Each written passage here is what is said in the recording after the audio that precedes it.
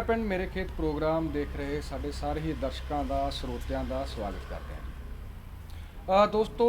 ਸਹਾਇਕ ਕਿੱਤਿਆਂ ਵਿੱਚੋਂ ਇੱਕ ਕਿੱਤਾ ਹੈ ਖੁੰਭਾਂ ਦੀ ਕਾਸ਼ਤ। ਸੋ ਅੱਜ ਦਾ ਸਾਡਾ ਗੱਲਬਾਤ ਦਾ ਵਿਸ਼ਾ ਖੁੰਭਾਂ ਦੀ ਕਾਸ਼ਤ ਹੈ। ਸੋ ਇਸ ਬਾਰੇ ਅਸੀਂ ਗੱਲਬਾਤ ਕਰਾਂਗੇ। ਸਾਡੇ ਨਾਲ ਹੋਣਗੇ ਡਾਕਟਰ ਸ਼ਿਵਾਨੀ ਸ਼ਰਮਾ ਜੀ, ਜੋ ਕਿ ਪੰਜਾਬ ਖੇਤੀਬਾੜੀ ਯੂਨੀਵਰਸਿਟੀ ਲੁਧਿਆਣਾ ਵਿਖੇ ਆਪਣੀਆਂ ਸੇਵਾਵਾਂ ਨਿਭਾ ਰਹੇ ਹਨ। ਡਾਕਟਰ ਸਾਹਿਬ ਬਹੁਤ ਬਹੁਤ ਸਵਾਗਤ ਕਰਦੇ ਹਾਂ ਪ੍ਰੋਗਰਾਮ ਦੇ ਵਿੱਚ। ਸਤਿ ਸ਼੍ਰੀ ਅਕਾਲ ਜੀ। ਡਾਕਟਰ ਸਾਹਿਬ, ਖੁੰਭਾਂ ਦੀ ਕਾਸ਼ਤ ਬਾਰੇ, ਖੁੰਭਾਂ ਦੀ ਖੇਤੀ ਬਾਰੇ ਅਸੀਂ ਗੱਲਬਾਤ ਕਰਨੀ ਹੈ। ਸੋ ਅਸੀਂ ਦਰਸ਼ਕਾਂ ਨੂੰ, ਸਾਡੇ ਕਿਸਾਨ ਵੀਰਾਂ ਨੂੰ ਦੱਸਣਾ ਹੈ ਵੀ ਕਿਸ ਤਰ੍ਹਾਂ ਅਸੀਂ ਇਸ ਸਹਾਇਕ ਕਿੱਤੇ ਤੋਂ ਕਮਾਈ ਕਰ ਸਕਦੇ ਹਾਂ ਜੀ। ਇਹ ਕਿੰਨਾ ਕੁ ਮਹਿੰਗਾ, ਕਿੰਨਾ ਕੁ ਸਸਤਾ, ਕਿਵੇਂ ਸ਼ੁਰੂ ਕਰ। ਸੋ ਸਭ ਤੋਂ ਮੁੱਢਲੀ ਗੱਲ ਮੈਂ ਤੁਹਾਨੂੰ ਪੁੱਛਣੀ ਚਾਹੂੰਗਾ, ਖੁੰਭਾਂ ਅਸੀਂ ਖਾਂਦੇ ਹਾਂ, ਸਾਨੂੰ ਪਤਾ ਹੈ ਵੀ ਅਲੱਗ-ਅਲੱਗ ਤਰ੍ਹਾਂ ਸਬਜ਼ੀ ਜਾਂ ਹੋਰ ਤਰੀਕੇ ਦੇ ਅਸੀਂ ਖਾਂਦੇ ਹਾਂ। ਸੋ ਇਹ ਹੁੰਦੀ ਕੀ ਚੀਜ਼ ਹੈ? ਸਬਜ਼ੀ ਹੁੰਦੀ ਹੈ, ਕਿਸ ਤਰ੍ਹਾਂ ਦੀ, ਕੀ ਚੀਜ਼ ਕੀ ਹੁੰਦੀ ਹੈ? ਜਿਹੜੀ ਖੁੰਭਾਂ ਨੇ ਇਹ ਇੱਕ ਬੇਸਿਕਲੀ ਇੱਕ ਗੁੱਦੇਦਾਰ ਉੱਲੀ ਹੁੰਦੀ ਹੈ ਜਿਹਨੂੰ ਕਿ ਅਸੀਂ ਖਾ ਸਕਦੇ ਹਾਂ। ਵੱਖ-ਵੱਖ ਕਿਸਮ ਦੀ ਉੱਲੀ ਹੁੰਦੀ ਹੈ, ਜਿੱਦਾਂ ਕਿ ਕਈ ਇੱਦਾਂ ਦੀ ਉੱਲੀ ਹੈ ਜਿਹਨੂੰ ਅਸੀਂ ਨਹੀਂ ਖਾ ਸਕਦੇ। ਜਿੱਦਾਂ ਅਸੀਂ ਬ੍ਰੈਡ ਬਾਰ ਰੱਖਦੇ ਹਾਂ ਜਾਂ ਸਬਜ਼ੀ ਬਾਰ ਰੱਖਦੇ ਹਾਂ, ਉਹਦੇ ਉੱਤੇ ਉੱਲੀ ਆ ਜਾਂਦੀ ਹੈ। ਉਹ ਵਾਲੀ ਉੱਲੀ ਖਾਣਯੋਗ ਨਹੀਂ ਹੈ। ਪਰ ਜਦ ਕਿ ਜਿਹੜੀਆਂ ਖੁੰਭਾਂ ਨੇ ਇਹਨੂੰ ਅਸੀਂ ਖਾ ਸਕਦੇ ਹਾਂ। ਇਹਦੀ ਸ਼ਕਲ ਜਿਹੜੀ ਹੈ, ਇਹਦੇ ਉੱਤੇ ਟੋਪੀ ਹੁੰਦੀ ਹੈ, ਗੋਲ ਟੋਪੀ ਵਰਗੀ, ਤੇ ਨੀਚੇ ਡੰਡੀ ਹੁੰਦੀ ਹੈ। ਤੋ ਇਸ ਕਰਕੇ ਜਿਹੜੀਆਂ ਖੁੰਭਾਂ ਨੇ, ਕਿਉਂਕਿ ਇਹਦੇ ਵਿੱਚ ਬਹੁਤ ਹੀ ਵਧੀਆ ਮਾਤਰਾ ਨਾਲ ਹਾਈ ਕੁਆਲਿਟੀ ਦਾ ਪ੍ਰੋਟੀਨ ਹੁੰਦਾ, ਉਹ ਤੋਂ ਇਲਾਵਾ ਇਹਦੇ ਵਿੱਚ ਖਣਿਜ ਪਦਾਰਥ ਨੇ, ਵਿਟਾਮਿਨਸ ਨੇ, ਵਿਟਾਮਿਨ ਡੀ, ਵਿਟਾਮਿਨ ਸੀ ਹੈਗਾ। ਸੋ ਇਹ ਜਿਹੜਾ ਸਾਰਾ ਕੁਛ ਹੈ, ਇਹਨੂੰ ਬਹੁਤ ਹੀ ਵਧੀਆ ਕਿਸਮ ਦੀ ਇੱਕ ਸਬਜ਼ੀ ਦੇ ਰੂਪ 'ਚ ਵੀ ਅਸੀਂ ਖਾ ਸਕਦੇ ਹਾਂ ਜਾਂ ਵੱਖ-ਵੱਖ ਪਕਵਾਨਾਂ ਦੇ ਰੂਪ 'ਚ ਵੀ ਇਹਨੂੰ ਲੈ ਸਕਦੇ ਹਾਂ। ਇਹਦੀਆਂ ਕੋਈ ਵੈਰਾਈਟੀਆਂ ਜਾਂ ਕਿਸਮਾਂ ਵੀ ਹੁੰਦੀਆਂ ਨੇ ਜੀ, ਤੇ ਇਹਨਾਂ ਕਿਸਮਾਂ ਦੇ ਵਿੱਚੋਂ ਅਸੀਂ ਖਾਣ ਵਾਲੀਆਂ ਕਿਹੜੀਆਂ ਹੁੰਦੀਆਂ ਨੇ ਜੀ? ਕਿਉਂਕਿ ਕਈ ਵਾਰੀ ਮੇਰੇ ਖਿਆਲ ਵੀ ਜੇ ਇਸ ਚੀਜ਼ ਦਾ ਸਾਨੂੰ ਪਤਾ ਹੋਵੇ ਵੀ ਕਿਹੜੀ ਕਿਸਮ ਕਿੱਥੇ ਖਾਧੀ ਜਾ ਸਕਦੀ ਹੈ ਜਾਂ ਲਾਹੇਵੰਦ ਹੋ ਸਕਦੀ ਹੈ, ਤਾਂ ਇਹਨੂੰ ਵਪਾਰਕ ਤੌਰ 'ਤੇ ਦੇਖਿਆ ਜਾਵੇ ਤੇ ਸਹਾਇਕ ਕਿੱਤੇ ਵਜੋਂ ਜੇ ਦੇਖਿਆ ਜਾਵੇ, ਮੈਨੂੰ ਲੱਗਦਾ ਵੀ ਇਹ ਜ਼ਿਆਦਾ ਲਾਭਦਾਇਕ ਹੋਏਗਾ ਜੀ। ਬਹੁਤ ਸਾਰੀਆਂ ਖੁੰਭਾਂ ਹੈਗੀਆਂ ਸਾਡੇ ਕੋਲ, ਪਰ ਜਿਹੜੀ ਪੰਜਾਬ ਖੇਤੀਬਾੜੀ ਯੂਨੀਵਰਸਿਟੀ ਲੁਧਿਆਣਾ ਨੇ 5 ਤਰ੍ਹਾਂ ਦੀ ਖੁੰਭਾਂ ਦੀ ਗੱਲ ਕੀਤੀ ਹੈ। ਇਹੀ ਜਿਹੜੀਆਂ 5 ਖੁੰਭਾਂ ਨੇ, ਇਹਦੀ ਸਿਫਾਰਿਸ਼ ਕੀਤੀ ਹੈ। ਯੂਨੀਵਰਸਿਟੀ ਲਗਾਤਾਰ ਕਿਸਾਨਾਂ ਨਾਲ ਕੋਸ਼ਿਸ਼ ਕਰ ਰਹੀ ਹੈ ਕਿ ਬਹੁਤ ਸਾਰੇ ਕਿਸਾਨ ਜਿਹੜੇ ਖੇਤੀ ਸਹਾਇਕ ਧੰਦੇ ਨੂੰ ਅਪਣਾਉਣ। ਜਿੱਦਾਂ ਕਿ ਬਟਨ, ਢੀਂਗਰੀ ਤੇ ਸ਼ਿਟਾਕੀ, ਜਿਹੜੀਆਂ ਤਿੰਨੋਂ ਕਿਸਮਾਂ ਨੇ ਉਹ ਅਸੀਂ ਸਰਦ ਰੁੱਤ 'ਚ ਲਗਾਉਂਦੇ ਹਾਂ। ਉਸ ਤੋਂ ਇਲਾਵਾ ਗਰਮੀ ਦੀਆਂ ਜਿਹੜੀਆਂ ਖੁੰਭਾਂ ਨੇ, ਇੱਕ ਤਾਂ ਸਾਡੇ ਕੋਲ ਮਿਲਕੀ ਖੁੰਭ ਹੈ, ਦੂਜੀ ਪਰਾਲੀ ਖੁੰਭ ਹੈ, ਇਹ ਅਸੀਂ ਗਰਮ ਰੁੱਤ 'ਚ ਲਗਾਉਂਦੇ ਹਾਂ। ਇਸ ਤੋਂ ਇਲਾਵਾ ਕਿਉਂ ਇਹ ਜਿਹੜੀਆਂ ਵੈਰਾਈਟੀਜ਼ ਨੇ, ਇਹ ਸਾਰੀਆਂ ਹੀ ਖਾਣਯੋਗ ਨੇ। ਉਹ ਤੋਂ ਇਲਾਵਾ ਦਵਾਈ ਦੇ ਰੂਪ 'ਚ ਜਿਹੜੀਆਂ ਵਰਤੀਆਂ ਜਾਂਦੀਆਂ ਖੁੰਭਾਂ, ਉਹ ਵੀ ਬਹੁਤ ਸਾਰੀਆਂ ਵੈਰਾਈਟੀਜ਼ ਆ ਗਈਆਂ ਨੇ। ਜਿੱਦਾਂ ਕਿ ਇੱਕ ਤਾਂ ਜਿਹੜੀ ਸ਼ਿਟਾਕੀ ਦੀ ਗੱਲ ਕਰਦੇ ਆ, ਉਸ ਤੋਂ ਇਲਾਵਾ ਗੈਨੋਡਰਮਾ ਹੁੰਦੀ ਹੈ, ਜਿਹਨੂੰ ਅਸੀਂ ਰਿਸ਼ੀ ਖੁੰਭ ਕਹਿੰਦੇ ਹਾਂ। ਅੱਜ ਕੱਲ੍ਹ ਲੋਕ ਕੀੜਾ ਜੜੀ ਦੀ ਗੱਲ ਬਹੁਤ ਕਰਦੇ ਨੇ। ਸੋ ਇਹ ਜਿਹੜੀਆਂ ਖੁੰਭਾਂ ਨੇ, ਇਹ ਦਵਾਈ ਦੇ ਰੂਪ 'ਚ ਵਰਤੀਆਂ ਜਾਂਦੀਆਂ।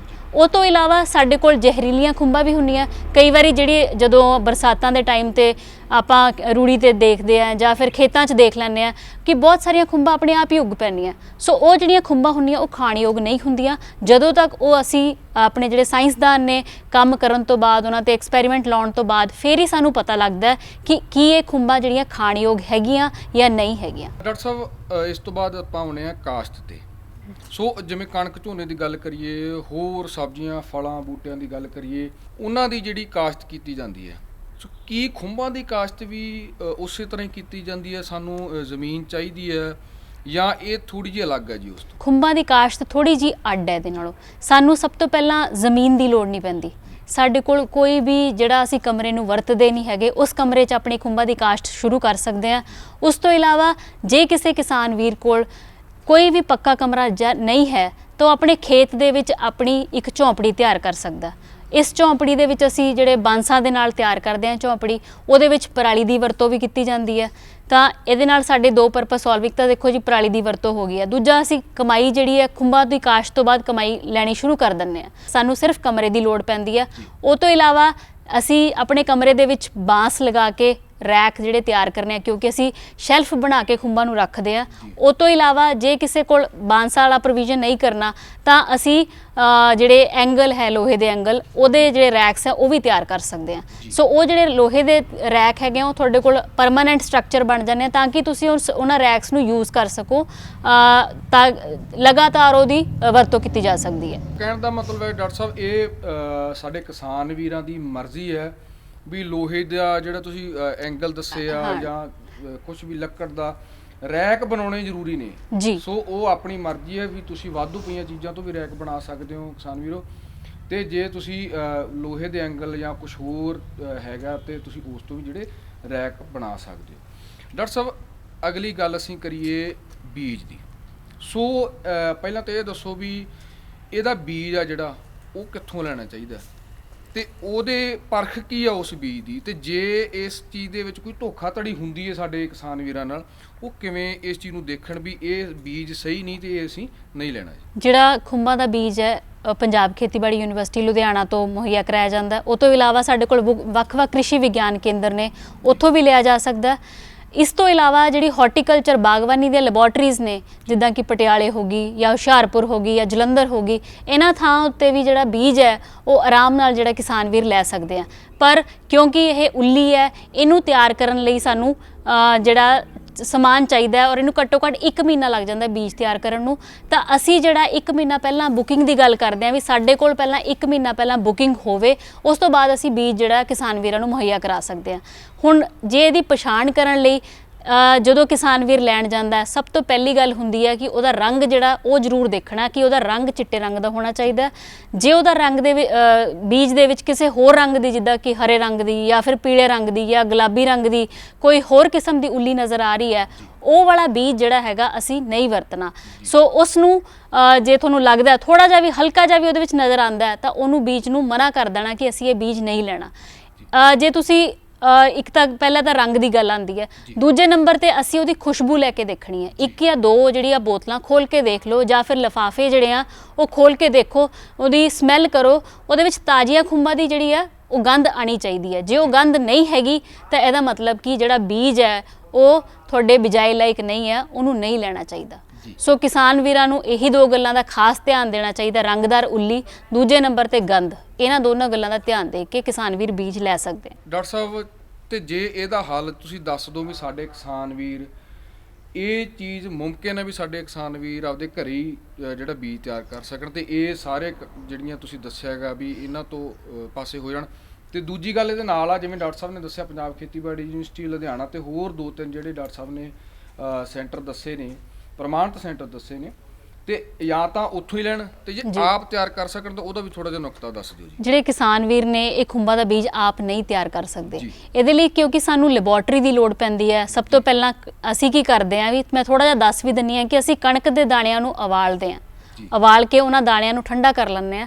ਠੰਡਾ ਕਰਨ ਤੋਂ ਬਾਅਦ ਅਸੀਂ ਇਹਦੇ ਵਿੱਚ 2 ਤਰ੍ਹਾਂ ਦੇ, ਇੱਕ ਤਾਂ ਕੈਲਸ਼ੀਅਮ ਕਾਰਬੋਨੇਟ ਤੇ ਇੱਕ ਜਿਹਨਾਂ ਪਾਉਂਦੇ ਹਾਂ ਅਸੀਂ ਕੈਲਸ਼ੀਅਮ ਸਲਫੇਟ, ਇਹ ਦੋਨੋਂ ਚੀਜ਼ਾਂ ਪਾ ਕੇ ਅਸੀਂ ਬੀਜ ਤਿਆਰ ਕਰ ਲੈਂਦੇ ਹਾਂ। ਇਹਨੂੰ ਭਾਫ ਲਵਾਉਂਦੇ ਹਾਂ ਜਿਹਨੂੰ ਅਸੀਂ ਆਟੋਕਲੇਵ ਕਹਿੰਦੇ ਹਾਂ। ਸੋ ਆਟੋਕਲੇਵ ਸਾਡੇ ਕੋਲ ਬਹੁਤ ਸਾਰੀਆਂ ਪ੍ਰਾਈਵੇਟ ਲੈਬੋਰਟਰੀਜ਼ ਆ ਰਹੀਆਂ, ਬਹੁਤ ਸਾਰੇ ਕਿਸਾਨ ਵੀਰ ਜਿਹੜੇ ਆ ਸਾਡੇ ਕੋਲ ਟ੍ਰੇਨਿੰਗਸ ਲੈ ਕੇ ਜਾਂਦੇ ਨੇ ਤੇ ਉਹ ਬੀਜ ਜਿਹੜਾ ਆਪਣੀ ਲੈਬੋਰਟਰੀ ਤਿਆਰ ਕਰ ਸਕਦੇ ਆ ਤਾਂ ਕਿ ਉਹ ਅਲੱਗ-ਅਲੱਗ ਕਿਸਾਨ ਵੀਰਾਂ ਨੂੰ, ਪੰਜਾਬ ਦਿਆਂ ਨੂੰ ਜਾਂ ਹੋਰ ਵੱਖ-ਵੱਖ ਸੂਬਿਆਂ ਨੂੰ ਕਵਰ ਕਰ ਸਕਣ ਤਾਂ ਕਿ ਉਹਨਾਂ ਨੂੰ ਬੀਜ ਜਿਹੜਾ ਦੇ ਸਕਣ। ਸੋ ਕਿਉਂਕਿ ਇਹਦੇ ਵਿੱਚ ਭਾਫ ਆਟੋਕਲੇਵਿੰਗ ਦੀ ਲੋੜ ਪੈਂਦੀ ਹੈ, ਸੋ ਸਾਨੂੰ ਇੱਕ ਆਟੋਕਲੇਵ ਚਾਹੀਦਾ। ਉਹ ਤੋਂ ਇਲਾਵਾ ਸਾਨੂੰ ਕਿਉਂਕਿ ਜਿੰਨਾ ਵੀ ਕੰਮ ਹੁੰਦਾ ਹੈ ਇਹ ਸਾਰਾ ਇੱਦਾਂ ਦੀ ਥਾਂ ਤੇ ਅਸੀਂ ਕਰਦੇ ਹਾਂ ਕਿ ਕਿਤੇ ਵੀ ਕਿਸੇ ਵੀ ਕਿਸਮ ਦੀ ਜਿਹੜੇ ਸੂਖਮ ਜੀਵ ਨਾ ਆ ਸਕਣ, ਤੇ ਇਸ ਕਰਕੇ ਸਾਨੂੰ ਆਟੋਕਲੇਵ, ਉਹ ਤੋਂ ਇਲਾਵਾ ਸਾਨੂੰ ਜਿਹੜਾ ਲੈਮੀਨਾਰ ਫਲੋ ਕਹਿੰਦੇ ਆ ਅਸੀਂ, ਜਿਹੜਾ ਕਿ ਹਵਾ ਨੂੰ ਕੀਟਾਣੂ ਰਹਿਤ ਕਰਕੇ ਸਾਡੇ ਤੱਕ ਲੈ ਕੇ ਆਉਂਦਾ। ਸੋ ਇਸੇ ਕਰਕੇ ਜਿਹੜੇ ਕਿਸਾਨ ਵੀਰ ਨੇ ਇਹ ਜਿਹੜਾ ਖੁੰਬਾਂ ਦਾ ਬੀਜ ਹੈ ਆਪ ਤਿਆਰ ਨਹੀਂ ਕਰ ਸਕਦੇ, ਪਹਿਲਾਂ ਟ੍ਰੇਨਿੰਗ ਲੈ ਕੇ ਜਾਣ।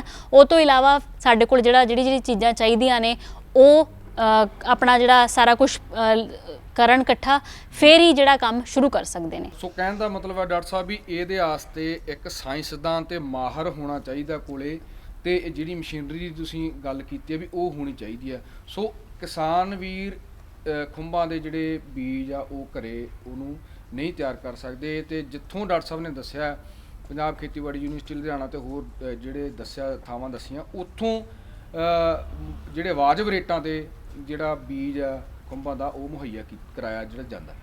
ਡਾਕਟਰ ਸਾਹਿਬ ਇੱਕ ਗੱਲ ਹੋਰ ਆਉਂਦੀ ਹੈ ਇਹਦੇ ਵਿੱਚ, ਜਿਵੇਂ ਤਿਆਰ ਕਰਨ ਦੇ ਵਿੱਚ ਪਿੱਛੇ ਜਿਹੀ ਗੱਲ ਇਹ ਆਈ ਹੈ ਵੀ ਇਹਨੂੰ ਪਰਾਲੀ ਦੀ ਸਾਂਭ ਸੰਭਾਲ ਦੇ ਵਿੱਚ ਵੀ ਜਿਹੜੀ ਖੁੰਬਾਂ ਦੀ ਖੇਤੀ ਆ ਉਹ ਬਹੁਤ ਸਹਾਇਤਾ ਦੇ ਰਹੀ ਆ। ਉਹ ਗੱਲ ਕੀ ਹੈ, ਉਹ ਸੱਚ ਹੈ ਜਾਂ ਅਸਲ ਦੇ ਵਿੱਚ ਪਰਾਲੀ ਦੀ ਸਾਂਭ ਸੰਭਾਲ ਦੇ ਵਿੱਚ ਇਹ ਖੁੰਬਾਂ ਦੀ ਖੇਤੀ ਸਹਾਇਤਾ ਦੇ ਰਹੀ ਹੈ ਜੀ? ਜਿਹੜੀ ਪਰਾਲੀ ਦੀ ਵਰਤੋਂ ਕਰਕੇ ਅਸੀਂ ਜਿਹੜੀ ਸਭ ਤੋਂ ਪਹਿਲਾਂ ਬਟਨ ਦੀ ਗੱਲ ਕੀਤੀ ਹੈ, ਕਿਉਂਕਿ ਹੁਣ ਜਿਹੜਾ ਟਾਈਮ ਵੀ ਚੱਲ ਰਿਹਾ ਉਹ ਵੀ ਬਟਨ ਦਾ ਟਾਈਮ ਚੱਲ ਰਿਹਾ, ਤੇ ਅਸੀਂ ਜਿਹੜੀ ਹੈ ਕੰਪੋਸਟ ਜਿਹੜੀ ਬਣਾਉਂਦੇ ਆ, ਕਿਉਂਕਿ ਬਟਨ ਖੁੰਭ ਦੀ ਕਾਸ਼ਤ ਲਈ ਸਾਨੂੰ ਕੰਪੋਸਟ ਬਣਾਉਣ ਦੀ ਲੋੜ ਪੈਂਦੀ ਹੈ। ਸੋ ਉਹ ਕੰਪੋਸਟ ਦੇ ਵਿੱਚ ਅਸੀਂ ਅੱਧੀ ਤੂੜੀ ਅੱਧੀ ਪਰਾਲੀ ਦੀ ਵਰਤੋਂ ਕਰ ਸਕਦੇ ਹਾਂ। ਜੀ ਉਸ ਤੋਂ ਇਲਾਵਾ ਮੈਂ ਤੁਹਾਨੂੰ ਕਿਹਾ ਕਿ ਜਿਹੜੇ ਕਿਸਾਨ ਵੀਰਾਂ ਕੋਲ ਪੱਕੇ ਕਮਰੇ ਨਹੀਂ ਹੈਗੇ, ਉਹ ਜਿਹੜੇ ਆਪਣੀ ਝੌਂਪੜੀਆਂ ਬਣਾ ਸਕਦੇ ਆ। ਉਹਨਾਂ ਝੌਂਪੜੀਆਂ ਦੇ ਵਿੱਚ ਵੀ ਜਿਹੜੀ ਆ ਤੁਸੀਂ ਪਰਾਲੀ ਦੀ ਵਰਤੋਂ ਕਰ ਸਕਦੇ ਆ। ਜੇ ਅਸੀਂ 30x60 ਦੀ ਇੱਕ ਝੌਂਪੜੀ ਬਣਾਉਂਦੇ ਆ, ਉਹਦੇ ਵਿੱਚ ਘੱਟੋ ਘੱਟ ਅੱਧੇ ਕਿੱਲੇ ਦੀ ਪਰਾਲੀ ਜਿਹੜੀ ਆ ਵਰਤੀ ਜਾਂਦੀ ਹੈ। ਤੇ ਉਹ ਤੋਂ ਇਲਾਵਾ ਜਿਹੜੀ ਸਾਡੀ ਢੀਂਗਰੀ ਖੁੰਭ ਹੈ, ਇਹ ਵੀ ਇੱਕ ਦੂਜੀ ਵੈਰਾਈਟੀ ਹੈ ਜਿਹੜੀ ਕਿ ਸਰਦੀਆਂ 'ਚ ਲੱਗਦੀ ਹੈ। ਸੋ ਇਸ ਵੈਰਾਈਟੀ ਦੇ ਲਈ ਵੀ ਜਿਹੜੀ ਦੀ ਕਾਸ਼ਤ ਕਰਨ ਲਈ ਵੀ ਅਸੀਂ ਅੱਧੀ ਤੂੜੀ ਅੱਧੀ ਪਰਾਲੀ ਦੀ ਵਰਤੋਂ ਕਰ ਸਕਦੇ ਹਾਂ, ਜਾਂ ਫਿਰ ਕੱਲੀ ਪਰਾਲੀ ਦੇ ਉੱਤੇ ਵੀ ਇਹਨੂੰ ਲਗਾ ਸਕਦੇ ਹਾਂ। ਤੀਜੇ ਨੰਬਰ ਤੇ ਜਿਹੜੀ ਸਾਡੀ ਪਰਾਲੀ ਖੁੰਭ, ਇੱਕ ਨਾਮ ਜਿਹੜੀ ਗਰਮ ਰੁੱਤ ਦੀ ਖੁੰਭ ਹੈ, ਉਹਨੂੰ ਅਸੀਂ ਪਰਾਲੀ ਖੁੰਭ ਕਹਿੰਦੇ ਆ। ਉਹਦੀ ਜਿਹੜੀ ਕਾਸ਼ਤ ਵੀ ਹੈ, ਉਹ ਵੀ ਅਸੀਂ ਜਿਹੜੀ ਹੈ ਪਰਾਲੀ ਦੀ ਵਰਤੋਂ ਰਾਹੀਂ ਕਰ ਸਕਦੇ ਹਾਂ। ਸੋ ਓਵਰਆਲ ਕਹਿ ਸਕਦੇ ਹਾਂ ਵੀ ਜਿਹੜੀਆਂ ਆ ਸਾਰੀਆਂ ਗੱਲਾਂ ਦਾ ਧਿਆਨ ਰੱਖ ਕੇ ਅਸੀਂ ਜਿਹੜੀ ਖੁੰਭਾਂ ਦੀ ਕਾਸ਼ਤ ਹੈ ਉਹ ਪਰਾਲੀ ਦੀ ਵਰਤੋਂ ਕਰਕੇ ਵੀ ਕਰ ਸਕਦੇ ਹਾਂ। ਸੋ ਇਹ ਪਰਾਲੀ ਦੀ ਸੁਚੱਜੀ ਵਰਤੋਂ ਕਰਨ ਦਾ ਖੁੰਭਾਂ ਦੀ ਕਾਸ਼ਤ ਇੱਕ ਬਹੁਤ ਵਧੀਆ ਢੰਗ ਹੈ। ਦੋਸਤੋ, ਇਹ ਤਾਂ ਜਿਵੇਂ ਪੁਰਾਣੀ ਕਹਾਵਤ ਆ ਵੀ ਨਾਲੇ ਪੁੰਨ ਤੇ ਨਾਲੇ ਫਲੀਆਂ, ਤੇ ਨਾਲੇ ਤਾਂ ਸਾਡੀ ਪਰਾਲੀ ਸਾਂਭੀ ਜਾਣੀ ਹੈ ਇਸ ਨਾਲ, ਤੇ ਨਾਲੇ ਜਿਹੜੀ ਖੁੰਭਾਂ ਦੀ ਜਿਹੜੀ ਖੇਤੀ ਕਰਕੇ ਅਸੀਂ ਆਪਦਾ ਜਿਹੜਾ ਮੁਨਾਫਾ ਜਿਹੜਾ ਉਹ ਵਧਾ ਸਕਦੇ ਹਾਂ। ਇਹ ਬਹੁਤ ਵਧੀਆ ਗੱਲ ਹੈ। ਅਸੀਂ ਵਾਤਾਵਰਨ ਨੂੰ ਵੀ ਸੁਰੱਖਿਅਤ ਕਰਨ ਦੇ ਵਿੱਚ ਆਪਦਾ ਹਿੱਸਾ ਪਾ ਸਕਦੇ ਹਾਂ, ਤੇ ਨਾਲ ਸਾਡੀ ਜਿਹੜੀ ਇਨਕਮ ਆ ਉਹ ਵੀ ਵੱਧ ਜਾਏਗੀ। ਸੋ ਪੰਜਾਬ ਖੇਤੀਬਾੜੀ ਯੂਨੀਵਰਸਿਟੀ ਲੁਧਿਆਣਾ ਦੀ ਗੱਲ ਕਰੀਏ ਡਾਕਟਰ ਸਾਹਿਬ, ਸੋ ਯੂਨੀਵਰਸਿਟੀ ਜਿਹੜੀ ਖੁੰਭਾਂ ਦੀ ਕਾਸ਼ਤ ਆ, ਇਹ ਸਹਾਇਕ ਕਿੱਤੇ ਨੂੰ ਪ੍ਰਫੁੱਲਤ ਕਰਨ ਲਈ ਕੀ ਕਰ ਰਹੀ ਹੈ? ਕਿਸ ਤਰ੍ਹਾਂ ਦੇ ਜਿਹੜੀਆਂ ਫੈਸਿਲਿਟੀਜ਼ ਨੇ, ਸਹੂਲਤਾਂ ਨੇ, ਉਹ ਸਾਡੇ ਕਿਸਾਨ ਵੀਰਾਂ ਨੂੰ ਦਿੱਤੀਆਂ ਜਾ ਰਹੀਆਂ ਨੇ ਤਾਂ ਕਿ ਸਾਡੇ ਕਿਸਾਨ ਵੱਧ ਤੋਂ ਵੱਧ ਇਸ ਜਿਹੜੇ ਕਿੱਤੇ ਵੱਲ ਆ ਸਕਣ? ਜਿਹੜੀ ਪੰਜਾਬ ਐਗਰੀਕਲਚਰ ਯੂਨੀਵਰਸਿਟੀ ਹੈ ਉਹ ਲਗਾਤਾਰ ਕੋਸ਼ਿਸ਼ ਕਰਦੀ ਹੈ। ਸਭ ਤੋਂ ਪਹਿਲਾਂ ਤਾਂ ਅਸੀਂ ਟ੍ਰੇਨਿੰਗਸ ਜਿਹੜੀਆਂ ਬਹੁਤ ਸਾਰੀਆਂ ਟ੍ਰੇਨਿੰਗਸ ਜਿਹੜੀਆਂ ਯੂਨੀਵਰਸਿਟੀ ਲਗਾ ਰਹੀ ਹੈ, ਸਕਿੱਲ ਡਿਵੈਲਪਮੈਂਟ ਸੈਂਟਰ ਦਾ ਇਹਦੇ ਵਿੱਚ ਮੇਨ ਰੋਲ ਹੈ। ਜਿੰਨੀਆਂ ਵੀ ਟ੍ਰੇਨਿੰਗਸ ਲੱਗਦੀਆਂ ਉਹ ਸਾਰੀਆਂ ਸਕਿੱਲ ਡਿਵੈਲਪਮੈਂਟ ਸੈਂਟਰ ਦੇ ਥਰੂ ਲੱਗਦੀਆਂ। ਇੱਕ ਤਾਂ ਅਸੀਂ ਗਰਮੀਆਂ ਦੇ ਵਿੱਚ ਵੀ ਖੁੰਭਾਂ ਦੀ ਕਾਸ਼ਤ ਦੀ ਟ੍ਰੇਨਿੰਗ ਲਗਾਉਂਦੇ ਹਾਂ, ਉਹ ਤੋਂ ਇਲਾਵਾ ਸਰਦ ਰੁੱਤ ਦੇ ਵਿੱਚ ਵੀ ਟ੍ਰੇਨਿੰਗ ਲੱਗਦੀ ਹੈ। ਅਸੀਂ ਇਸ ਟ੍ਰੇਨਿੰਗ ਦੇ ਵਿੱਚ ਦੋਨੋਂ ਐਸਪੈਕਟ ਕਵਰ ਕਰਦੇ ਹਾਂ। ਸਭ ਤੋਂ ਪਹਿਲਾਂ ਉਹਨੂੰ ਥਿਓਰੈਟੀਕਲ ਪਾਰਟ ਉਹਨਾਂ ਨੂੰ ਸਮਝਾਉਂਦੇ ਹਾਂ ਕਿੱਦਾਂ ਕੀ ਕੰਮ ਕਰਨਾ ਹੈ। ਦੂਜੇ ਨੰਬਰ ਤੇ ਅਸੀਂ ਪ੍ਰੈਕਟੀਕਲ ਪਾਰਟ ਤੇ ਬਹੁਤ ਜ਼ੋਰ ਦਿੰਦੇ ਆ। ਉਹਨਾਂ ਨੂੰ ਦੱਸਦੇ ਆ ਕਿ ਕਿੱਦਾਂ ਅਸੀਂ ਕੰਮ ਕਰਕੇ ਕਿੱਦਾਂ ਪ੍ਰੈਕਟੀਕਲੀ ਤੁਸੀਂ ਕੰਪੋਸਟ ਤਿਆਰ ਕਰਨੀ ਹੈ, ਜਾਂ ਕਿੱਦਾਂ ਕਮਰੇ ਤਿਆਰ ਕਰਨੇ, ਜੇ ਹੱਟ ਵੀ ਤਿਆਰ ਕਰਨੀ ਹੈ ਉਹ ਕਿੱਦਾਂ ਕਰਨੀ ਹੈ, ਕਿੰਨੀ ਡੂੰਘਾਈ ਹੋਣੀ ਚਾਹੀਦੀ ਹੈ, ਕਿੰਨੇ ਬਾय ਕਿੰਨੇ ਦਾ ਰੈਕ ਹੋਣਾ ਚਾਹੀਦਾ। ਇਹ ਸਾਰੀ ਜਾਣਕਾਰੀ ਅਸੀਂ ਜਿਹੜੀ ਟ੍ਰੇਨਿੰਗ ਦੇ ਵਿੱਚ ਦਿੰਦੇ ਆ। ਉਹ ਤੋਂ ਇਲਾਵਾ ਸਾਡੇ ਕੋਲ ਕ੍ਰਿਸ਼ੀ ਵਿਗਿਆਨ ਕੇਂਦਰਾਂ 'ਚ ਵੀ ਮਾਹਰ ਬੈਠੇ ਨੇ, ਉਹਨਾਂ ਨਾਲ ਵੀ ਸੰਪਰਕ ਕਰ ਸਕਦੇ ਆ, ਜਾਂ ਫਿਰ ਜਿਹੜੇ ਇੱਥੇ ਡਿਪਾਰਟਮੈਂਟ ਆਫ ਮਾਈਕਰੋਬਾਇਓਲੋਜੀ ਦੇ ਵਿੱਚ ਜਿੰਨੇ ਵੀ ਸਾਡੇ ਕੋਲ ਐਕਸਪਰਟਸ ਨੇ ਉਹਨਾਂ ਨੂੰ ਵੀ ਤੁਸੀਂ ਫੋਨ ਕਰਕੇ ਜਾਂ ਫਿਰ ਉਹਨਾਂ ਨੂੰ ਮਿਲ ਕੇ ਜਿਹੜਾ ਕਿ ਗੱਲਬਾਤ ਕਰ ਸਕਦੇ ਹੋ। ਜੋ ਵੀ ਸਮੱਸਿਆ ਆਂਦੀ ਹੈ ਉਹ ਖੁੰਭਾਂ ਦੀ ਕਾਸ਼ਤ ਦੇ ਵਿੱਚ ਉਹ ਸਾਰਾ ਕੁਝ ਹੱਲ ਕਰਨ ਦੇ ਵਿੱਚ ਮਦਦ ਕਰਦੇ ਨੇ। ਡਾਕਟਰ ਸਾਹਿਬ, ਤੁਸੀਂ ਸਿਖਲਾਈ ਬਾਰੇ ਦੱਸਿਆ, ਅਸੀਂ ਟ੍ਰੇਨਿੰਗ ਦਿੰਦੇ ਹਾਂ ਜੀ। ਸਾਡੇ ਕਿਸਾਨ ਵੀਰ ਜਿਹੜੇ ਸਾਨੂੰ ਦੇਖ ਰਹੇ ਨੇ, ਉਹਨਾਂ ਨੇ ਸੋਚ ਲਿਆ ਅਸੀਂ ਖੁੰਭਾਂ ਦੀ ਜਿਹੜੀ ਕਾਸ਼ਤ ਕਰਨੀ ਹੈ, ਅਸੀਂ ਖੇਤੀ ਕਰਨਾ ਚਾਹੁੰਦੇ ਹਾਂ। ਪਹਿਲਾ ਸਟੈਪ ਕੀ ਹੈ ਜੀ? ਉਹ ਕੀ ਕਰਨ? ਫੋਨ ਕਰਨ? ਕਿੱਥੋਂ ਵੇਖਣ? ਕਿਵੇਂ ਪੰਜਾਬ ਖੇਤੀਬਾੜੀ ਯੂਨੀਵਰਸਿਟੀ ਲੁਧਿਆਣਾ ਨੂੰ ਅਪਰੋਚ ਕਰਨ ਜੀ? ਉਹਦੇ ਬਾਰੇ ਦੱਸੋ। ਜਦੋਂ ਕਿਸਾਨ ਵੀਰਾਂ ਨੇ ਸੋਚਿਆ ਕਿ ਅਸੀਂ ਕੰਮ ਕਰਨਾ, ਤਾਂ ਸਭ ਤੋਂ ਪਹਿਲਾਂ ਗੱਲ ਹੁੰਦੀ ਹੈ ਕਿ ਟ੍ਰੇਨਿੰਗ ਲਓ। ਟ੍ਰੇਨਿੰਗ ਲਈ ਇੱਕ ਤਾਂ PAU ਦੀ ਵੈਬਸਾਈਟ ਜਿਹੜੀ www.pau.edu, ਉੱਥੇ ਇੱਕ ਸਕਿੱਲ ਡਿਵੈਲਪਮੈਂਟ ਸੈਂਟਰ ਦਾ ਪੰਜਾਬੀ ਦੇ ਵਿੱਚ ਲਿਖਿਆ ਆਉਂਦਾ ਹੈ। ਉੱਥੇ ਕਲਿੱਕ ਕਰਕੇ ਜਿੰਨੀਆਂ ਵੀ ਟ੍ਰੇਨਿੰਗਸ ਲੱਗਦੀਆਂ ਯੂਨੀਵਰਸਿਟੀ ਦੀਆਂ ਉਹ ਸਾਰੀਆਂ ਹੀ ਉੱਥੇ ਫਲੈਸ਼ ਹੁੰਦੀਆਂ। ਉਹ ਤੋਂ ਇਲਾਵਾ ਜਿਹੜਾ ਵਿਭਾਗ ਹੈਗਾ ਸਾਡਾ ਡਿਪਾਰਟਮੈਂਟ ਆਫ ਮਾਈਕਰੋਬਾਇਓਲੋਜੀ ਵਿਭਾਗ, ਉਹਨਾਂ ਦੇ ਮੁਖੀ ਨੂੰ ਵੀ ਸੰਪਰਕ ਕਰ ਸਕਦੇ ਆ, ਤੇ ਜਿਹੜੇ ਮਾਹਰ ਹੈ ਉਹ ਜਾਣਕਾਰੀ ਦੇ ਦਿੰਦੇ ਆ ਕਿ ਟ੍ਰੇਨਿੰਗ ਜਿਹੜੀ ਹੈ ਕਦੋਂ ਲੱਗਣੀ ਹੈ। ਤੇ ਪਹਿਲੀ ਗੱਲ ਟ੍ਰੇਨਿੰਗ ਦੀ ਹੈ। ਦੂਜੇ ਨੰਬਰ ਤੇ ਕਿ ਜੇ ਤੁਸੀਂ ਵੱਡੇ ਲੈਵਲ ਤੇ ਕੰਮ ਕਰਨਾ ਚਾਹੁੰਦੇ ਹੋ ਕਿ ਤੁਹਾਡੇ ਕੋਲ ਕਿੱਦਾਂ ਦੇ ਫੰਡਸ ਹੈਗੇ ਆ, ਪੈਸੇ ਅਰੇਂਜ ਕਰਨੇ ਆ।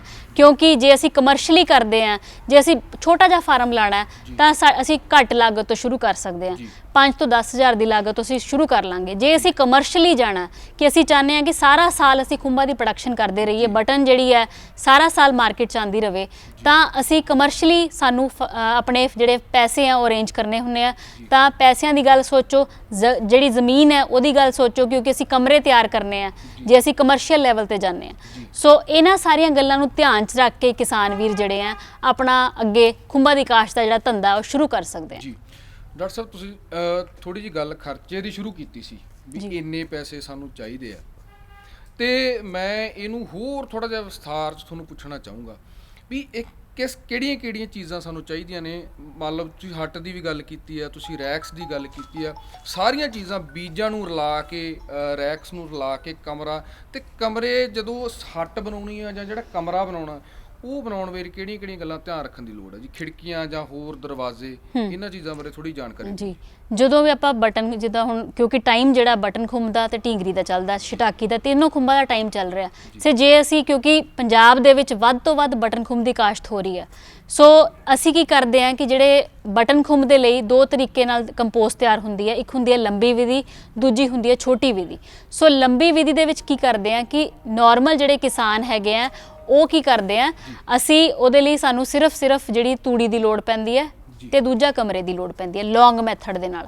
ਜਿਹੜੀ ਛੋਟੀ ਵਿਧੀ ਹੈ ਉਹਦੇ ਵਿੱਚ ਸਾਨੂੰ ਇਨਫਰਾਸਟ੍ਰਕਚਰ ਦੀ ਲੋੜ ਪੈਂਦੀ ਹੈ। ਜਿੱਦਾਂ ਕਿ ਕਿਉਂਕਿ ਛੋਟੀ ਵਿਧੀ ਮੈਂ ਥੋੜਾ ਜਿਹਾ ਵਿਸਤਾਰ ਨਾਲ ਦੱਸਣਾ ਚਾਹੁੰਦੀ ਹਾਂ ਕਿ ਜਿਹੜੀ ਛੋਟੀ ਵਿਧੀ ਹੈ ਇਹਦੇ ਵਿੱਚ ਅਸੀਂ ਕੀ ਕਰਦੇ ਹਾਂ ਕਿ ਸਾਨੂੰ ਇੱਕ ਤਾਂ ਪਾਸਚਰਾਈਜੇਸ਼ਨ ਟਨਲ ਚਾਹੀਦੀ ਹੁੰਦੀ ਹੈ, ਇੱਕ ਸਾਨੂੰ ਬੰਕਰ ਚਾਹੀਦਾ ਹੁੰਦਾ। ਸੋ ਇਹ ਜਿਹੜੀ ਦੋਨੋਂ ਚੀਜ਼ਾਂ ਬਣਾਉਣ ਦੇ ਲਈ ਇੱਕ ਪ੍ਰੋਪਰ ਡਿਜ਼ਾਈਨ ਹੈ। ਜੇ ਤੁਸੀਂ ਕੋਈ ਵੀ ਕਿਸਾਨ ਵੀਰ ਕਮਰਸ਼ੀਅਲ ਲੈਵਲ ਤੇ ਜਾਣਾ ਚਾਹੁੰਦਾ ਹੈ ਤਾਂ ਸਭ ਤੋਂ ਪਹਿਲਾਂ ਉਹ ਜਾਣਕਾਰੀ ਲੈਣ ਲਈ ਕਿਸਾਨ ਜਿਹੜੇ ਮਾਹਰ ਨੇ, ਮਸ਼ਰੂਮ ਦੇ ਮਾਹਰ ਨੇ, ਉਹਨਾਂ ਨਾਲ ਸੰਪਰਕ ਕਰਕੇ ਉਹਨਾਂ ਤੋਂ ਡਿਜ਼ਾਈਨ ਲੈ ਕੇ ਫੇਰ ਹੀ ਆਪਣਾ ਕੰਮ ਅੱਗੇ ਵਧਾਉਣਾ। ਜੇ ਅਸੀਂ ਕਮਰਾ ਬਣਾਉਣਾ ਹੈ ਜਾਂ ਅਸੀਂ ਹੱਟ ਬਣਾਉਣੀ ਹੈ ਤਾਂ ਸਾਨੂੰ ਇੱਕ ਖਿੜਕੀ ਔਰ ਇੱਕ ਦਰਵਾਜ਼ਾ ਹੋਣਾ ਕਮਰੇ ਦੇ ਵਿੱਚ ਜਾਂ ਫਿਰ ਜਿਹੜੀ ਹੱਟ ਹੈ ਉਹਦੇ ਵਿੱਚ ਲਾਜ਼ਮੀ ਹੈ। ਤਾਂ ਸਭ ਤੋਂ ਪਹਿਲਾਂ ਤਾਂ ਅਸੀਂ ਉਸ ਗੱਲ ਦਾ ਧਿਆਨ ਰੱਖਣਾ ਕਿ ਜੇ ਅਸੀਂ ਆਪਣੇ ਕਮਰੇ ਬਣਾਉਣ ਲੱਗੇ ਹੋਏ ਹਾਂ ਤੇ ਜੇ ਅਸੀਂ ਕਮਰਸ਼ੀਅਲ ਲੈਵਲ ਤੇ ਕਮਰੇ ਬਣਾਉਂਦੇ ਆ ਤਾਂ 30x60 ਵਾਲਾ ਕਮਰਾ ਜਿਹੜਾ ਉਹ ਵਧੀਆ ਹੈ। ਸੋ 30x60 ਦਾ ਘੱਟੋ ਘੱਟ ਕਮਰਾ ਬਣਾਓ। ਜੇ ਅਸੀਂ ਨਾਰਮਲ ਕਮਰਿਆਂ ਨੂੰ ਯੂਜ਼ ਕਰਦੇ ਆ 10x10 15x30 ਵਾਲੇ ਕਮਰੇ ਚੱਲ ਜਾਂਦੇ ਆ। ਸੋ ਕਮਰਸ਼ੀਅਲ ਲੈਵਲ ਜੇ ਤੁਸੀਂ ਹੱਟ ਬਣਾਉਂਦੇ ਹੋ ਜਾਂ ਫਿਰ ਆਪਣਾ ਕੋਈ ਪੱਕਾ ਕਮਰਾ ਬਣਾਉਂਦੇ ਹੋ 30x60। ਉਹ ਤੋਂ ਇਲਾਵਾ ਰੈਕਸ ਜਿਹੜੇ ਆ ਉਹ 6x4 ਦੇ ਰੈਕ ਹੁੰਦੇ ਆ, ਜਿਹੜੇ ਜੇ ਅਸੀਂ ਲੋਹੇ ਦੇ ਰੈਕ ਲੈਣੇ ਆ 4-4 ਸ਼ੈਲਫਾਂ ਵਾਲੇ ਜਾਂ 5 ਸ਼ੈਲਫਾਂ ਵਾਲੇ ਰੈਕ ਵੀ ਬਣ ਜਾਂਦੇ ਆ। ਸੋ ਇੱਕ ਉਹ ਗੱਲ ਦਾ ਧਿਆਨ ਰੱਖਣਾ। ਦੂਜੇ ਨੰਬਰ ਤੇ ਜਿਹੜੀ ਉਹਦੀ ਹਾਈਟ ਹੈਗੀ ਹੈ ਉਹ 17 ਤੋਂ 18 ਫੁੱਟ ਹੋਣੀ ਜ਼ਰੂਰੀ ਹੈ ਕਮਰੇ ਦੀ, ਤਾਂ ਕਿ ਜਿਹੜੀ ਹੈ ਕਿਸਾਨ ਵੀਰ ਜਿਹੜੇ ਆਪਣਾ ਚੰਗਾ ਮੁਨਾਫਾ ਉੱਥੋਂ ਕਮਾ ਸਕਣ। ਡਾਕਟਰ ਸਾਹਿਬ, ਇੱਕ ਅਸੀਂ ਉਤਪਾਦ ਕਰ ਲੈਂਦੇ ਆ, ਸਾਡੀ ਕਹਿ ਲਓ ਵੀ ਫਸਲ ਅਸੀਂ ਉਗਾ ਲੈਂਦੇ ਆ, ਕੋਈ ਕਿਸੇ ਵੀ ਫਸਲ ਦੀ ਅਸੀਂ ਗੱਲ ਕਰੀਏ। ਸੋ ਖੁੰਭਾਂ ਦੀ ਵੀ ਅਸੀਂ ਮੰਨ ਲਓ ਖੁੰਭਾਂ ਉਗਾ ਲਈਆਂ ਡਾਕਟਰ ਸਾਹਿਬ ਜੀ। ਸੋ ਜਦੋਂ ਅਸੀਂ ਖੁੰਭਾਂ ਦੀ ਮਾਰਕੀਟਿੰਗ ਕਰਨੀ ਹੈ, ਜਦੋਂ ਅਸੀਂ ਖੁੰਭਾਂ ਵੇਚਣੀਆਂ, ਉਹ ਕਿਹੜੀਆਂ ਗੱਲਾਂ ਨੇ ਵੇਚਣ ਵੇਲੇ, ਕਿਹੜੀਆਂ ਗੱਲਾਂ ਧਿਆਨ ਰੱਖਣ ਦੀ ਲੋੜ ਆ, ਜਾਂ ਅਸੀਂ ਕਹਿ ਸਕਦੇ ਵੀ ਕਿਹੜੀਆਂ ਜਗ੍ਹਾ ਨੇ ਜਿੱਥੇ ਅਸੀਂ ਸੇਲ ਕਰ ਸਕਦੇ ਇਹਨਾਂ ਚੀਜ਼ਾਂ ਦੀ। ਜਦੋਂ ਪ੍ਰੋਡਕਸ਼ਨ ਹੋ ਜਾਂਦੀ ਹੈ ਤੇ ਜਦੋਂ ਅਸੀਂ ਮਾਰਕੀਟ ਦੇ ਵਿੱਚ ਜਾਣਾ, ਸਭ ਤੋਂ ਪਹਿਲਾਂ ਕਿਉਂਕਿ ਜੇ ਅਸੀਂ ਲੁਧਿਆਣੇ ਦੀ ਹੀ ਗੱਲ ਕਰਦੇ ਹਾਂ, ਲੁਧਿਆਣੇ ਦੇ ਜਿਹੜੇ ਲੋਕ ਨੇ ਉਹਨਾਂ ਨੂੰ ਆਪਾਂ ਜੇ ਥੋੜਾ ਜਿਹਾ ਗਾਈਡ ਕਰੀਏ, ਪ੍ਰੋਪਰ ਪੈਕਿੰਗ ਹੋਵੇ, ਪੰਨਟ ਟਰੇਜ਼ ਹੁੰਦੀਆਂ ਨੇ ਪੈਕ ਕਰਨ ਲਈ, ਉਹ ਪੰਨਟ ਟਰੇਜ਼ 'ਚ ਪੈਕਿੰਗ ਕਰਕੇ ਉੱਤੇ ਕਲਿੰਗ ਫਿਲਮ ਲਗਾ ਕੇ ਪਲੱਸ ਅਸੀਂ ਥੋੜਾ ਜਿਹਾ ਉਹਦੇ ਵਿੱਚ ਜਾਣਕਾਰੀ ਦੇ ਦਈਏ ਕਿ ਖੁੰਭਾਂ ਦੇ ਵਿੱਚ ਐਕਚੁਅਲ 'ਚ ਹੁੰਦਾ ਕੀ ਹੈ, ਕਿੰਨਾ ਪ੍ਰੋਟੀਨ ਹੈ, ਕਿੰਨਾ ਉਹਦੇ ਵਿੱਚ ਵਿਟਾਮਿਨ ਨੇ, ਕਿਹੜੇ ਵਿਟਾਮਿਨ ਨੇ, ਉਹ ਵਾਲੀ ਜਾਣਕਾਰੀ ਲਿਖ ਕੇ ਤਾਂ ਜਿਹੜੇ ਸਾਡੇ ਯੂਥ ਹੈ ਜਾਂ ਫਿਰ ਹੋਰ ਲੋਕ ਨੇ ਉਹ ਅਟਰੈਕਟ ਹੋਣਗੇ ਤਾਂ ਕਿ ਉਹ ਖਰੀਦ ਸਕਦੇ ਆ। ਉਹ ਤੋਂ ਇਲਾਵਾ ਜਦੋਂ ਇੱਕ ਤਾਂ ਪੈਕਿੰਗ ਦੀ ਗੱਲ ਹੈ, ਸੋ ਅੱਛੀ ਪੈਕਿੰਗ ਹੀ ਅਟਰੈਕਟ ਕਰਦੀ ਹੈ ਲੋਕਾਂ ਨੂੰ, ਤਾਂ ਸਭ ਤੋਂ ਪਹਿਲਾਂ ਪੈਕਿੰਗ ਵਾਲੀ ਗੱਲ ਹੈ। ਦੂਜੇ ਨੰਬਰ ਤੇ ਜਿਹੜੀ ਮਾਰਕੀਟਿੰਗ ਦੀ ਗੱਲ ਆਉਂਦੀ ਹੈ ਕਿ ਇੱਕ ਤਾਂ ਅਸੀਂ ਮੰਡੀਆਂ ਦੇ ਵਿੱਚ ਵੇਚ ਸਕਦੇ ਹਾਂ ਖੁੰਭਾਂ ਨੂੰ। ਦੂਜੇ ਨੰਬਰ ਤੇ ਜਿਹੜੇ ਆਪਣੇ ਜਿੱਦਾਂ ਕਿ ਕੇਟਰਿੰਗ ਵਾਲਿਆਂ ਦੀ ਗੱਲ ਕਰਦੇ ਹਾਂ, ਕੇਟਰਿੰਗ ਦੇ ਵਿੱਚ ਵਿਆਹ ਸ਼ਾਦੀਆਂ ਦੇ ਵਿੱਚ ਵੀ ਜਿਹੜੀਆਂ ਖੁੰਭਾਂ ਲੱਗ ਜਾਂਦੀਆਂ। ਉਸ ਤੋਂ ਇਲਾਵਾ ਅੱਜ ਕੱਲ ਜਿੰਨੇ ਵੀ ਆਪਾਂ ਪੀਜ਼ਾ ਹਟਸ, ਉੱਥੇ ਵੀ ਜਿਹੜੀਆਂ ਆਪਣੀਆਂ ਫਰੈਸ਼ ਪ੍ਰੋਡਿਊਸ ਜਿਹੜਾ ਕਿਸਾਨ ਵੀਰ ਉਹਨਾਂ ਨਾਲ ਸੰਪਰਕ ਕਰਕੇ ਉੱਥੇ ਆਪਣੀ ਜਿਹੜੀ ਸੇਲ ਕਰ ਸਕਦੇ। ਸੋ ਇਹਨਾਂ ਗੱਲਾਂ ਦਾ ਨਾ ਜਦੋਂ ਅਸੀਂ ਮਾਰਕੀਟਿੰਗ ਕਰਨੀ ਹੈ, ਮੰਡੀਕਰਨ ਕਰਨਾ ਖੁੰਭਾਂ ਦਾ, ਦੋਸਤੋ ਇਹਨਾਂ ਗੱਲਾਂ ਦਾ ਬਿਲਕੁਲ ਧਿਆਨ ਰੱਖਣਾ, ਕਿਉਂਕਿ ਜੋ ਦਿਖਦਾ ਤੇ ਉਹੀ ਵਿਕਦਾ। ਜੇ ਅਸੀਂ ਵਧੀਆ ਤਰੀਕੇ ਨਾਲ ਪੈਕ ਕੀਤੀਆਂ ਹੋਈਆਂ ਖੁੰਭਾਂ, ਡਾਕਟਰ ਸਾਹਿਬ ਨੇ ਇੱਕ ਟਰੇ ਦੀ ਗੱਲ ਕੀਤੀ ਆ, ਜੇ ਅਸੀਂ ਉਹਨਾਂ ਉਪਲਬਧ ਕਰਾਵਾਂਗੇ, ਉਹ ਟਰੇਜ਼ ਉਪਲਬਧ ਕਰਾਵਾਂਗੇ ਤੇ ਉਹ ਪ੍ਰੋਪਰ ਤਰੀਕੇ ਨਾਲ ਪੈਕ ਹੋਈਆਂ ਹੋਣਗੀਆਂ ਤੇ ਉਹਦੇ ਜਿਹੜੇ ਸਾਡੇ ਪੈਕ ਆ ਉਹਦੇ ਉੱਤੇ ਲਿਖਿਆ ਹੋਏਗਾ ਵੀ ਅਸੀਂ ਖੁੰਭਾਂ ਕਿਉਂ ਖਾਣੀਆਂ, ਉਹਦੇ ਵਿੱਚ ਕਿੰਨਾ ਪ੍ਰੋਟੀਨ ਆ, ਕਿੰਨੇ ਕਾਰਬੋਹਾਈਡਰੇਟਸ ਆ ਤੇ ਸਾਡੀ ਸਿਹਤ ਨੂੰ ਕਿਵੇਂ ਫਾਇਦਾ ਕਰਦੀ ਆ। ਸੋ ਇਸ ਨਾਲ ਮੰਡੀਕਰਨ ਆ ਜਿਹੜਾ ਉਹਦਾ ਬਹੁਤ ਸੌਖਾ ਤੇ ਵਧੀਆ ਤਰੀਕੇ ਨਾਲ ਹੋਏਗਾ। ਤੇ ਡਾਕਟਰ ਸਾਹਿਬ ਅਗਲੀ ਗੱਲ ਵੀ ਇੱਕ ਛੋਟੀ ਜਿਹੀ ਗੱਲ ਜਾਂਦੇ ਮੈਂ ਪੁੱਛਣੀ ਚਾਹਣਾ ਵੀ ਸਾਡੇ ਕਿਸਾਨ ਵੀਰ ਜਿਹੜੇ ਖੁੰਭਾਂ ਦੀ ਖੇਤੀ ਵੱਲ ਆਉਣਾ ਚਾਹੁੰਦੇ ਆ, ਉਹਨਾਂ ਨੂੰ ਡਰ ਰਹਿੰਦਾ ਵੀ ਅਸੀਂ ਇਸ ਕੰਮ 'ਚ ਫੇਲ ਨਾ ਹੋ ਜਾਈਏ, ਵੀ ਸਾਡਾ ਨੁਕਸਾਨ ਨਾ ਹੋ ਜਾਈਏ। ਨੁਕਸਾਨ ਹੋਣ ਵਾਲੇ ਫੈਕਟਰ ਕਿਹੜੇ ਨੇ? ਨੁਕਸਾਨ ਜੇ ਅਸੀਂ ਥੋੜਾ ਜਿਹਾ ਧਿਆਨ ਦਈਏ, ਕਿਉਂਕਿ ਸਫਾਈ ਦਾ ਧਿਆਨ ਇਹ 'ਚ ਮੇਨ ਹੈ। ਜੇ ਅਸੀਂ ਆਪਣੇ ਕਮਰੇ ਜਿਹੜੇ ਖੁੰਭ ਘਰ ਹੈ ਉਹਨਾਂ ਨੂੰ ਚੰਗੀ ਤਰ੍ਹਾਂ ਸਾਫ਼ ਸੁਥਰਾ ਨਹੀਂ ਰੱਖਦੇ ਤਾਂ ਜਿਹੜੀ ਆ ਬਿਮਾਰੀ ਆਉਣ ਦਾ ਬਹੁਤ ਡਰ ਰਹਿੰਦਾ। ਸੋ ਇੱਕ ਤਾਂ ਸਫਾਈ ਦੀ ਗੱਲ ਹੈ, ਇਹ ਅਸੀਂ ਖਾਸ ਧਿਆਨ ਦਿਓ। ਉਹ ਤੋਂ ਇਲਾਵਾ ਤੁਸੀਂ ਜਦੋਂ ਵੀ ਕਮਰੇ ਆਪਣੇ ਸ਼ੁਰੂ ਕਰਨਾ ਕੰਮ, ਤਾਂ ਜਿਹੜੇ ਆਪਣੇ ਖੁੰਭ ਘਰ ਹੈ ਉਹਨਾਂ ਨੂੰ ਚੰਗੀ ਤਰ੍ਹਾਂ ਜਿਹੜੇ ਫਾਰਮਲਿਨ ਦੇ ਨਾਲ ਜ਼ਰੂਰ ਸੋਧ ਲਓ। ਉਹ ਤੋਂ ਇਲਾਵਾ ਤੁਹਾਡੇ ਜਿਹੜੇ ਰੈਕਸ ਹੈਗੇ ਆ ਉਹਨਾਂ ਨੂੰ ਵੀ ਹਰ ਇੱਕ ਸਾਲ ਚੰਗੀ ਤਰ੍ਹਾਂ 4% ਫਾਰਮਲਿਨ ਦੇ ਨਾਲ ਜ਼ਰੂਰ ਸੋਧ ਕੇ ਸਫਾਈ ਕਰਕੇ ਫਿਰ ਜਿਹੜਾ ਖੁੰਭਾਂ ਦਾ ਧੰਦਾ ਕਰ ਸਕਦੇ ਹੋ। ਜੇ ਮੰਨ ਲਓ ਬਿਮਾਰੀ ਆ ਜਾਂਦੀ ਹੈ ਫਾਰਮ ਦੇ ਵਿੱਚ ਤਾਂ ਘਬਰਾਉਣ ਦੀ ਲੋੜ ਨਹੀਂ, ਉਹਨਾਂ ਦੇ ਹੱਲ ਹੈਗੇ ਆ। ਸੋ ਜਦੋਂ ਵੀ ਥੋੜਾ ਜਿਹਾ ਤੁਹਾਨੂੰ ਲੱਗਦਾ ਹੈ 5 ਤੋਂ 10% ਅਟੈਕ ਆਉਂਦਾ ਕੋਈ ਚੀਜ਼ ਦਾ, ਨਾਲ ਦੀ ਨਾਲ ਜਿਹੜੇ ਮਾਹਰਾਂ ਨਾਲ ਸੰਪਰਕ ਕਰੋ ਤਾਂ ਜੋ ਜਿਹੜੀ ਹੈ ਤੁਹਾਡੀ ਪ੍ਰੋਬਲਮ ਸਟਾਰਟਿੰਗ 'ਚ ਹੀ ਰੁਕ ਜੇ। ਅਦਰਵਾਈਜ਼ ਜੇ ਸਾਨੂੰ ਕਾਫੀ ਲੇਟ ਦੱਸ ਦਿਓ ਤਾਂ ਉਹਦਾ ਕੋਈ ਹੱਲ ਨਹੀਂ ਹੈ। ਸੋ ਇਹ ਸਨ ਡਾਕਟਰ ਸ਼ਿਵਾਨੀ ਸ਼ਰਮਾ ਜੀ, ਪੰਜਾਬ ਖੇਤੀਬਾੜੀ ਯੂਨੀਵਰਸਿਟੀ ਲੁਧਿਆਣਾ ਤੋਂ। ਡਾਕਟਰ ਸਾਹਿਬ ਨੇ ਆਪਾਂ ਨੂੰ ਬਹੁਤ ਵਧੀਆ ਜਾਣਕਾਰੀ ਦਿੱਤੀ ਹੈ। ਕਿਸਾਨ ਵੀਰੋ, ਛੋਟੇ ਪੱਧਰ ਤੋਂ ਅਸੀਂ ਸ਼ੁਰੂ ਕਰ ਸਕਦੇ ਹਾਂ ਤੇ ਇਸ ਤੋਂ ਬਾਅਦ ਅਸੀਂ ਇਹਨੂੰ ਕਮਰਸ਼ੀਅਲ ਤੇ ਜਿਹੜੀ ਖੁੰਭਾਂ ਦੀ ਕਾਸ਼ਤ ਹੈ ਇਹਨੂੰ ਅਸੀਂ ਲਿਜਾ ਸਕਦੇ ਹਾਂ। ਤੇ ਰਿਸਕ ਡਾਕਟਰ ਸਾਹਿਬ ਨੇ ਦੱਸਿਆ, ਜੇ ਕੋਈ ਪ੍ਰੋਬਲਮ ਆਉਂਦੀ ਹੈ, ਜੇ ਕੋਈ ਸਮੱਸਿਆ ਆਉਂਦੀ ਹੈ, ਉਹਦੇ ਹੱਲ ਹੈਗੇ ਨੇ। ਪੰਜਾਬ ਖੇਤੀਬਾੜੀ ਯੂਨੀਵਰਸਿਟੀ ਲੁਧਿਆਣਾ ਦੇ ਵਿੱਚ ਸਾਡੇ ਮਾਹਰ ਬੈਠੇ ਨੇ, ਉਹ ਤੁਹਾਡੀ ਹਰ ਸਮੱਸਿਆ ਦਾ ਹੱਲ ਕਰਨਗੇ, ਤੁਹਾਨੂੰ ਟ੍ਰੇਨਿੰਗ ਦੇਣਗੇ, ਇੱਥੋਂ ਤੱਕ ਕਿ ਉਹਦੀ ਮਾਰਕੀਟਿੰਗ ਕਿਵੇਂ ਕਰਨੀ ਆ ਉਹ ਵੀ ਤੁਹਾਨੂੰ ਦੱਸਣਗੇ। ਸੋ ਆਸ ਕਰਦੇ ਹਾਂ ਡਾਕਟਰ ਸਾਹਿਬ ਦੁਆਰਾ ਦਿੱਤੀ ਜਿਹੜੀ ਜਾਣਕਾਰੀ ਆ ਤੁਹਾਡੇ ਕੰਮ ਆਏਗੀ। ਡਾਕਟਰ ਸਾਹਿਬ, ਪ੍ਰੋਗਰਾਮ ਦੇ ਵਿੱਚ ਆਉਣ ਲਈ ਤੁਹਾਡਾ ਬਹੁਤ ਬਹੁਤ ਧੰਨਵਾਦ। ਕਿਸਾਨ ਵੀਰੋ, ਤੁਹਾਡਾ ਵੀ ਬਹੁਤ ਬਹੁਤ ਧੰਨਵਾਦ।